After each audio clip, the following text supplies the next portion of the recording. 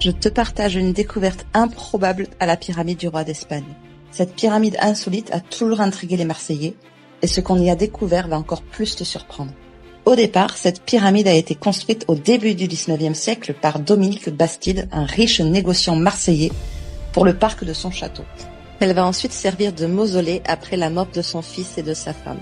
Les corps seront ensuite transférés au cimetière Saint-Pierre. Le château est devenu célèbre car il a accueilli le roi d'Espagne Charles IV de 1808 à 1812. Ce roi déchu avait été détrôné par Napoléon qui voulait garder un œil sur lui. Il a été exilé à Marseille avant d'être envoyé à Rome.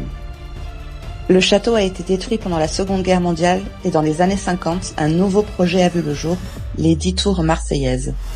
Tu n'as pas pu les louper, on les voit de loin. Des fouilles ont été réalisées sur le site avant l'arrivée des promoteurs immobiliers. Ils ont découvert dans la pyramide un tout petit squelette recouvert d'une cape de velours rouge. Ce qu'ils pensaient être un corps humain était en fait un singe. Comment un singe pouvait se retrouver là? Les historiens vont avoir une explication possible. Charles IV est venu à Marseille accompagné de sa cour. Il possédait des animaux exotiques, dont des petits singes, qu'il déguisait pour se divertir.